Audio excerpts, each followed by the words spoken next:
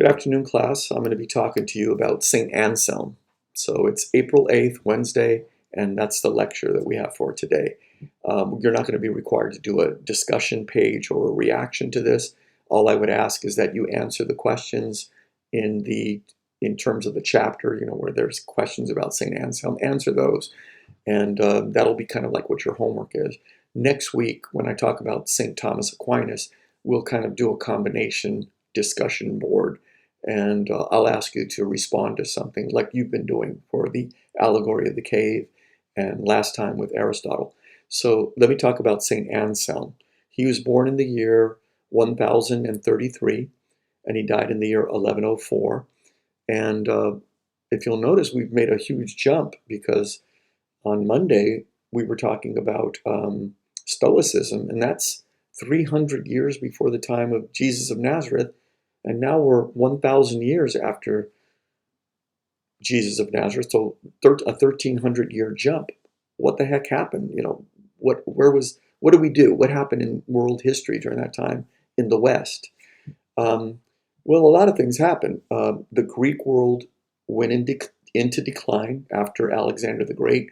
The Greek world kind of had its zenith at that moment under Alexander. It had the most territory that it had conquered, and then it went into decline. And then in the vacuum of that power, Rome, the Roman Empire, kind of began its ascent. And into that Roman Empire, or within the Roman Empire, you still have an intelligentsia group of people within the Roman Empire who were Aristotelians, who were Stoics, who were Platonists, and a mix of pre-Socratic philosophers that were still mixed within the Greek and the Roman world. And into that world, a new figure appears. And I don't know if you can anticipate who this figure is going to be, but that is Jesus of Nazareth. And a poor Palestinian carpenter / fisherman who dies, gets crucified, and then a whole mythos develops about him as someone who's been resurrected from the dead. And within 30 or 40 years, this religion that has started in Palestine has now already reached Rome, the city of Rome. By the year 66, that's only 30 years after the death of Jesus, by the year 66, there is already a Christian community in Rome, as well as Christian communities in Asia Minor and in Greece itself, and now in Rome. So Christianity has spread very quickly. In the first couple of centuries of Christianity within the Roman Empire, they were absolutely despised. And maybe the best way to kind of get your mind wrapped around that is the way Muslims are looked at in the United States today, with huge suspicion, kind of huge trepidation and fear, distrust. I mean, if you see a Muslim today in many parts, maybe not in,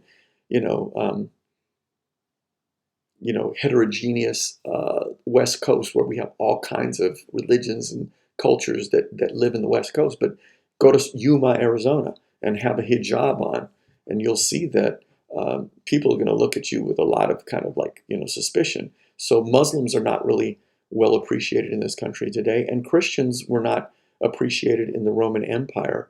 And some emperors went out of their way to really persecute Christians. I think some of you have probably heard about, gladiatorial contests in the Roman Colosseum where a Christian family had to fight a gladiator or a group of gladiators or fight hungry lions or bears. And this was just for the entertainment purposes of the Roman people, who were given these big spectacles.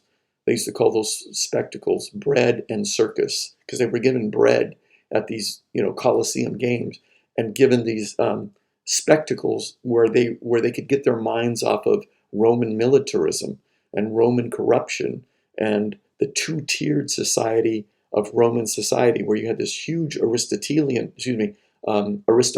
class and a very, very poor peasant class who had to fight in wars. Doesn't that remind you of something? We had this small elite 1% group that lives in the United States, and they use propaganda and distractions to keep a very poor group of people working, and also another group of people to be cannon fodder so that they'll go fight the wars, join the military, avoid prison sentences and join the military so that they could become the soldiers of the empire. So, I mean, Rome did exactly what we did now, or what the Spanish Empire has done, and what the Persian Empire has done. It exploits the working class, in light of the privileged, elite class. Anyway, that's been the history of the world. So Christians had a really rough time in the first couple of centuries within the Roman Empire. They were looked at as subversives. They wouldn't fight in the military because they believed in, if you slap my cheek, I'll give you the other cheek. They didn't believe um, in violence. They were pacifists. Jesus didn't believe in violence. In the first couple of centuries, Christians really adhered to the nonviolent policy. They wouldn't swear an oath to the emperor. The emperor asked its citizens to swear an oath to him as a divine being. Well, Christians, who honor and venerate Jesus of Nazareth, are not going to swear allegiance to a divine being. There's only one divine being for a Christian, and that's Jesus. So they weren't going to take a loyalty oath. And the emperors also kind of exploited this thing about which they had heard about Christians, that they had blood sacrifices in their liturgies, in their mass. In other words, that they were eating blood and flesh, or drinking blood and eating flesh. And so the emperors used all these kind of distasteful innuendo, or like rumors about Christians, to kind of say, oh, let's persecute them. And then they use them again to kind of give people what we do in modern societies. We look at people on welfare, or we look at immigrants, or we look at Muslims, and we kind of blame everything on them. People from Mexico, we blame them, and that allows the elite class, or the 1%, or the corporation class, to do what they do, because you're always being given a group of people onto whom we should project all these negative things. It kind of is a distraction element. It's classic propaganda.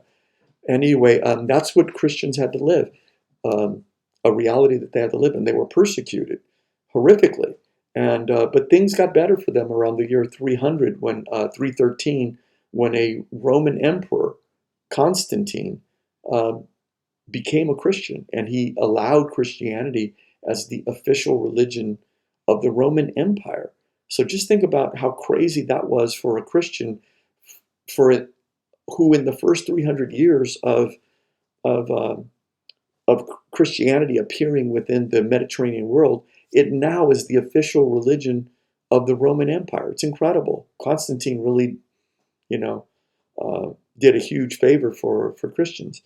Um, So things really started to change for Christians.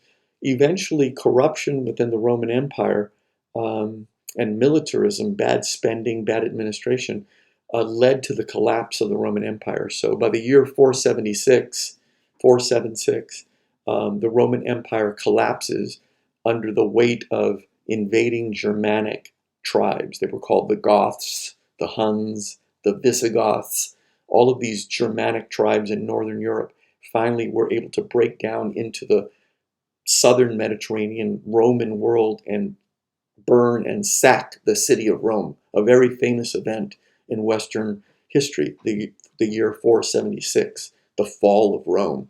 And so now you have German barbarians that have now taken over the Roman Empire. So, um, it was kind of like a really tough time in world history. And what happens, at least in the Western world, that ushers into a period of time called the Dark Ages.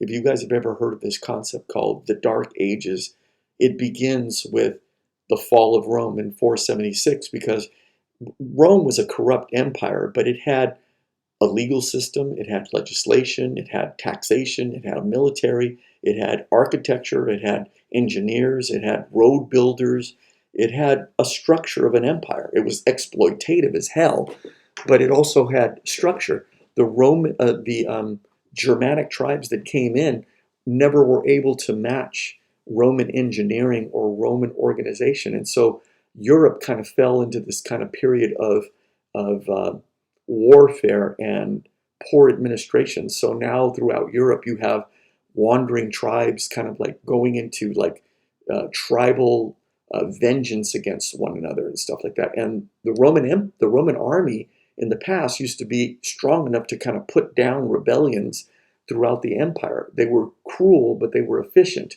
Well, now you don't have any group. The Germanic invaders who've come into Rome, they're just interested in, their own personal comfort. They're not interested in an organization of an empire. They don't have those skills.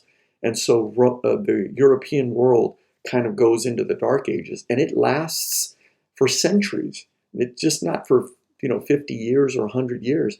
There's Viking invaders coming from Finland and Norway and kind of raping and pillaging, and there's no central army or government strong enough to keep Europe out of the Dark Ages.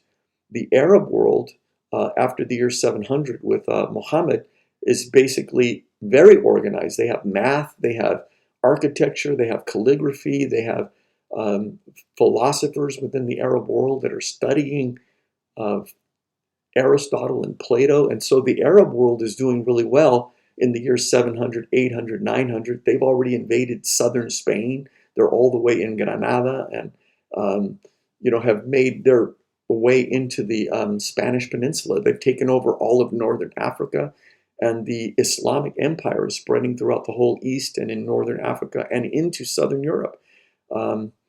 And whereas the rest of Europe is kind of plunged into the Dark Ages, it's really a terrible time. The one thing that's going on in Europe at the time is that Christian philosophers are still in monasteries, are still kind of copying books and keeping philosophy and literature and wisdom alive. There's a lot of books that talk about that monks during the Dark Ages kind of like kept Western civilization alive by copying the works of Homer, the guy who wrote the Iliad and the Odyssey, copying the books of Seneca, copying the books of Plutarch, and all these great Cicero, and all these great Roman writers and poets, and all the myths of the Greek world and the Roman world, as well as the writings, the dialogues of Plato and Aristotle and the pre-Socratics. If there weren't monks in the Dark Ages, kind of like in their monasteries, writing out all those books, we would never have. There were no Xerox machines. There was no photocopiers. There was no FedEx or UPS stores. Kinko's. There was none of that. Copying had to be done by hand all the way up into the 1400s when we had the Gutenberg press. A machine that could make mass copies of things. All that had to be done by calligraphy and individual writing. So the monks were keeping Europe alive during the Dark Ages, during invasions and Viking invasions and all kinds of lawlessness, because Europe was basically in a very dark place. So there was philosophy going on in this 1,000-year period, but mostly Christian philosophy. So the philosopher that we're going to end up talking to today is a philosopher called Saint Anselm. And by the time we get up to the year 1000, there's been a lot that's happened, right? Rome has fallen. The Dark Ages has kind of like come and gone.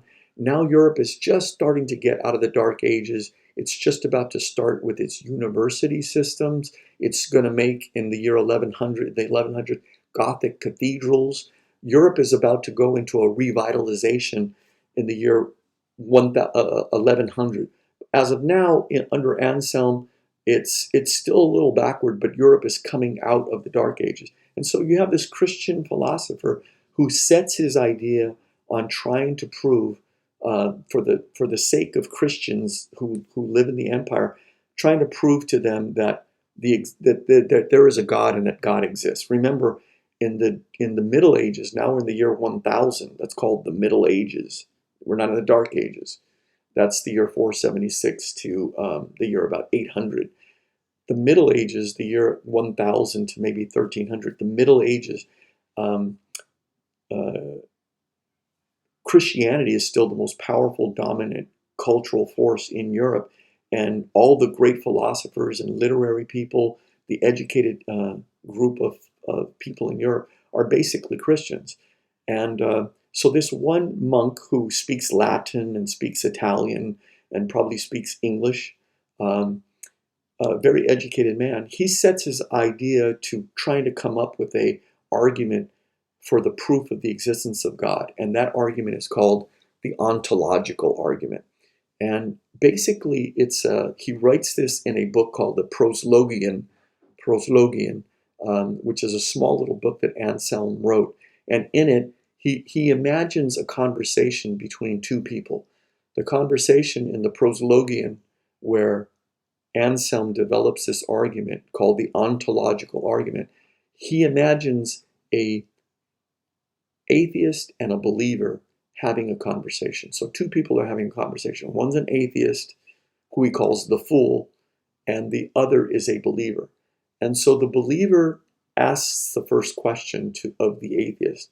He asks the atheist, question number one, is there such thing as a concept called God?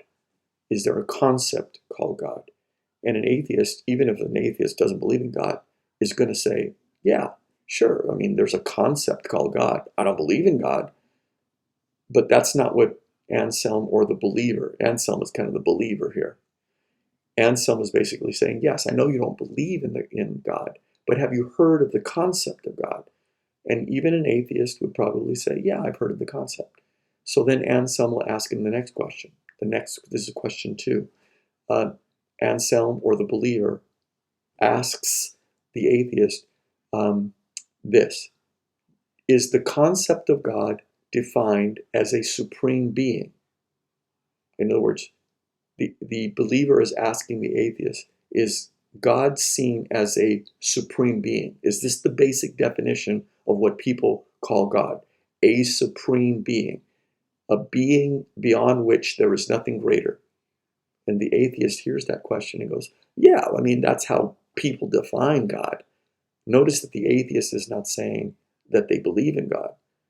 They're just simply saying, yeah, the atheist is believing, is agreeing with the believer in that the definition of God is God is a supreme being. So the atheist would say, yeah, that's how people define God. He's a supreme being. Cool.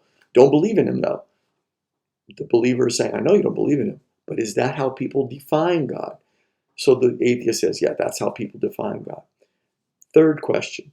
So the third question that the believer asks the atheist is, can God have any imperfections by definition and still be a supreme being? So let me ask you that, rephrase it again. Can God, by definition, have any imperfections and still be considered a supreme being?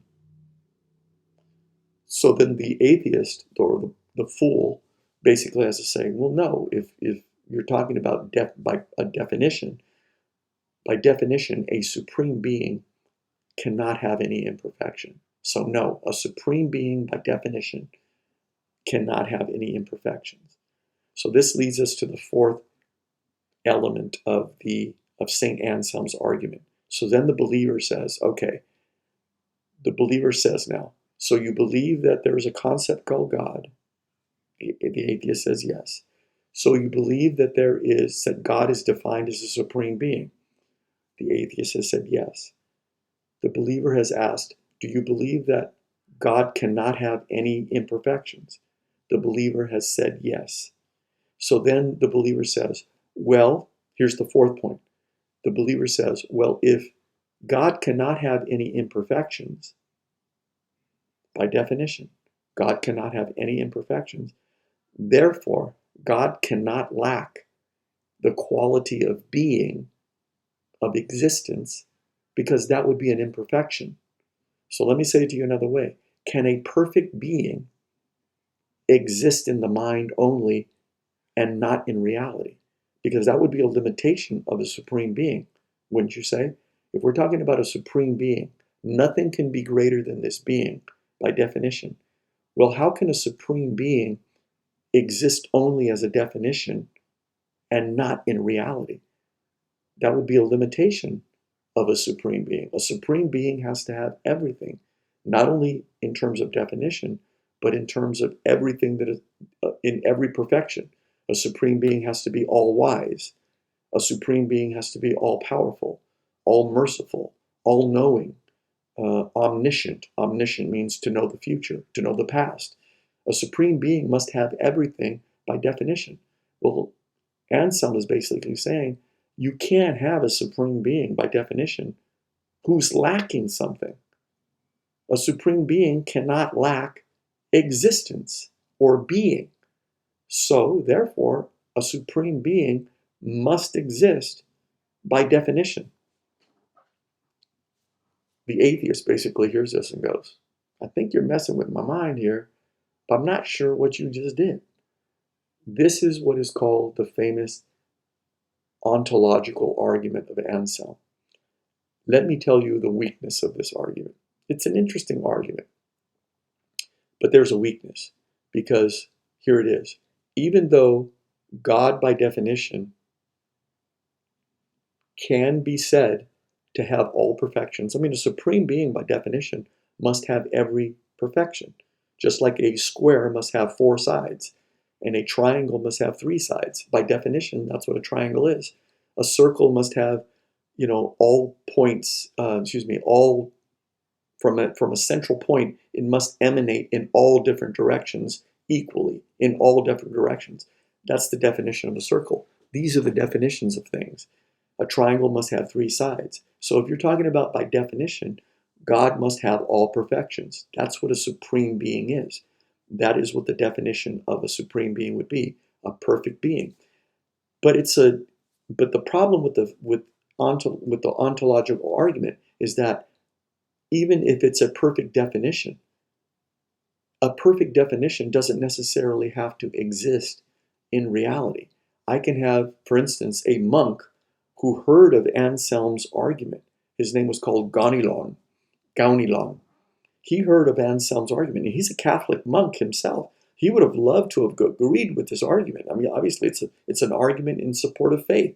So Gaunilon would have basically been happy to support Anselm's argument. Oh yeah, well, I believe, bro. You're great. You've come up with a great argument for all Christian believers. But Gaunilon, a monk, hears this argument and says, just because I've come up with a perfect definition of something does not imply that that definition must exist.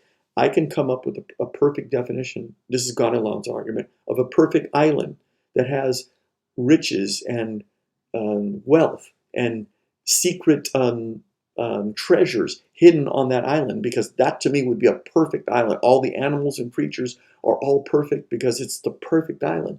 Well, I can come up with that and say, that would be my definition of a perfect island. But notice, I can come up with the perfect definition of anything. I can come up with a perfect definition of a dragon. A dragon is a big winged reptile that's fire-breathing and has huge wings and talons, and it's a perfect death instrument, just like, Daenerys can use in Game of Thrones. A perfect definition of a dragon. I can give you, it's got a perfect tail, it's got scales, it flies, and it's almost an immortal thing, and it flies, and it's great. It's got power. I've given you a perfect definition of a dragon. And all it is a perfect mental definition of a dragon. It's a mental thing. It does not mean that it has to exist. And so Anselm is famous for having come up with a famous argument in Western philosophy, but it really doesn't do the job of convincing everybody. I mean, some Christians like it, but it has some weaknesses. So that's St. Anselm, and I'll kind of annotate this video with some little call outs so that you guys get a little bit of a better feel for the argument. I'm out.